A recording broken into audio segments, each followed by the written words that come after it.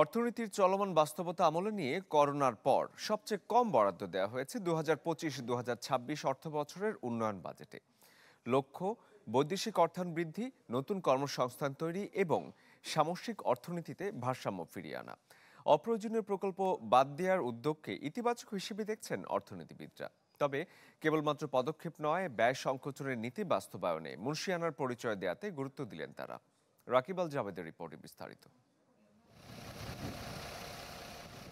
চট্টগ্রাম বন্দরের উপর চাপ কমানো আর আমদানি রপ্তানি কার্যক্রমে গতি বাড়াতে নেওয়া হয় পায়রা সমুদ্র বন্দর নির্মাণের প্রকল্প। 5 বছর মেয়াদী প্রকল্পের বয়স ঠেকেছে 13 বছরে। 4,500 কোটি টাকার প্রকল্পে খরচ বেড়েছে প্রায় 1,000 কোটি টাকা। অথচ সুফল বিবেচনায় যা অর্থনীতির গলার কাটা হিসেবে বিবেচিত। প্রকল্প বন্ধ না করে দিয়ে আসছে বাজেটে বরাদ্দহীন রাখা হয়েছে এই মেগা প্রকল্প। বিগত আওয়ামী সরকারের আমলে অপ্রয়োজনীয় সব প্রকল্পে বছরের পর বছর ধরে দেয়া হতো বরাদ্দ, যে রীতি থেকে বের হতে উদ্যোগী অন্তর্বর্তী সরকার। তাই আসছে বাজেটে উন্নয়ন খাতের বরাদ্দ কমেছে চলতি বছরের মূল এডিপির তুলনায় 35,000 কোটি টাকা। যদি বাস্তবায়নের প্রক্রিয়ায় কোনো সংস্কার না আসে, যথারীতি আগের মতোই চলে, তাহলে 2,30,000 কোটি টাকা অর্জন করা কঠিন হবে।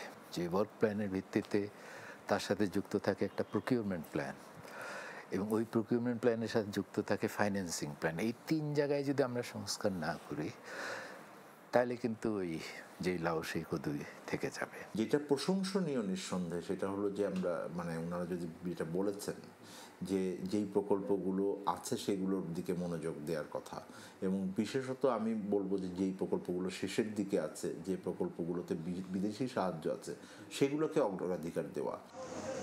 বার্ষিক উন্নয়ন কর্মসূচিতে গুরুত্ব পেয়েছে চড়া মূল্যস্ফীতির চাপ সামলানোর নতুন উদ্যোগ। তাই জোর দেয়া হয়েছে নতুন কর্মসংস্থান তৈরির প্রচেষ্টায়ও। গেল কয়েক বছরে ধসে যাওয়া অর্থনীতিকে গতিশীল করতে সময়মতো কাজ শেষ করার দিকেও বাড়ানো হচ্ছে নজরদারি। নতুন প্রকল্পগুলো কেমন হবে এইটার বিবেচনা কিন্তু অনেকাংশেই রাজনৈতিক দলগুলোর আসলে নেওয়া উচিত। কর্মসংস্থানের জন্য যে বড় কর্মসূচি হলো employment generation for the poor, বরাদ্দ বাড়ানো, আওতা বাড়ানো, ব্যবস্থাপনাকে উন্নত করা, সেই দিকে সরকার কিছু করতে পারে। 2025-26 অর্থবছরের এডিপিতে সবচেয়ে বেশি 26.5% বরাদ্দ পেয়েছে পরিবহন ও যোগাযোগ খাত। এরপরই রয়েছে বিদ্যুৎ, জ্বালানি, শিক্ষা, স্বাস্থ্য, গৃহায়নের মতো খাতগুলো। এসব মন্ত্রণালয়ের মোট বরাদ্দের পরিমাণ এডিপির প্রায় 70%। অপ্রয়োজনীয় প্রকল্পে অর্থ বরাদ্দ না দিয়ে বরং বাস্তবায়নযোগ্য এডিপি প্রণয়নের কথা বলে আসছিল অন্তর্বর্তী সরকার। এরই ধারাবাহিকতায় আসছে 2025-26 অর্থবছরের জন্য অন্য বছরগুলোর চেয়ে তুলনামূলক কম বরাদ্দ দেওয়া হয়েছে বার্ষিক উন্নয়ন কর্মসূচিতে। যদিও অতীতের অভিজ্ঞতা টেনে এটি আসলে কতটা বাস্তবায়ন হবে তা নিয়ে শঙ্কা প্রকাশ করেছেন অর্থনীতিবিদরা। রাকিব আল জাবেদ, চ্যানেল 24, ঢাকা। নিশ্চিন্তে খান স্বাস্থ্যকর অল টাইম পান, অল টাইম হেলদি লাইফ।